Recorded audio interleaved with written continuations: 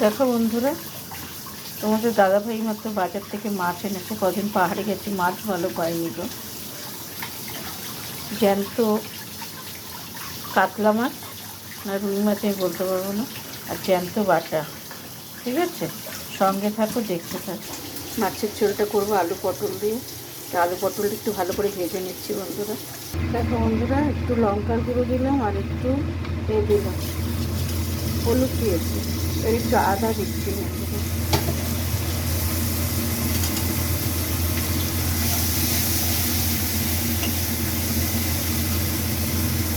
দেখো বন্ধুরা, মোটামুটি মশলাটা কষা হয়ে আসছে। টমেটো দিয়েছি, এটাও দিয়ে দিই একটু দিয়ে হোক।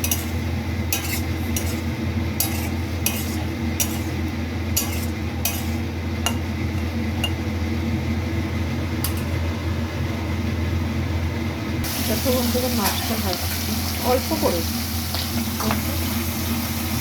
যেটুকু প্রয়োজন সেটুকুই নিচ্ছে। এদিকে দেখো আলু পটলটা মোটামুটি কষা হয়ে আসছে। দেখো বন্ধুরা, মাছটা দিয়ে দিলাম।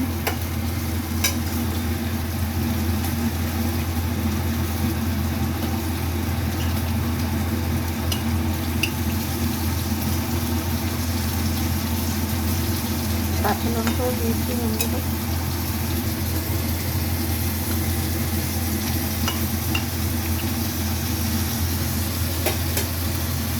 দেখো বন্ধুরা, বাটা মাছটা দু পিস ভেজে নিলাম।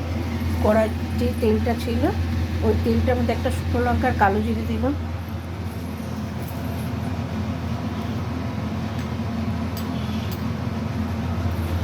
একটু পেঁয়াজ দিচ্ছে। কেউ খাও কি জানি না, আমি করছি।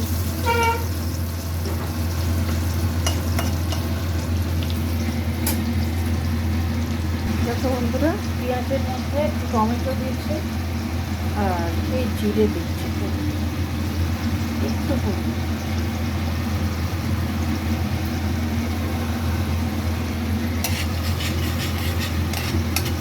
শাক গুছিয়ে রেখেছি, শাক ভাজা হবে।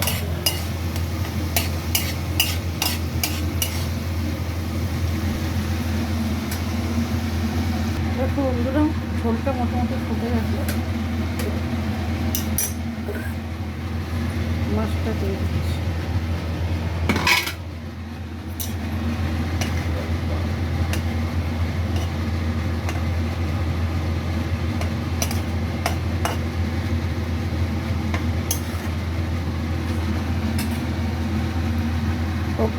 দেখো বন্ধুরা, মোটামুটি মাছের ঝোলটা হয়ে গেছে।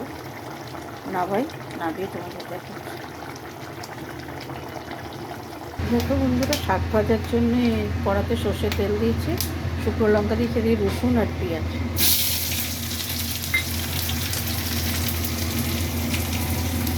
এদিকে দেখো মাছটাও হয়ে গেছে বন্ধুরা, নাবিয়ে দেখাচ্ছি।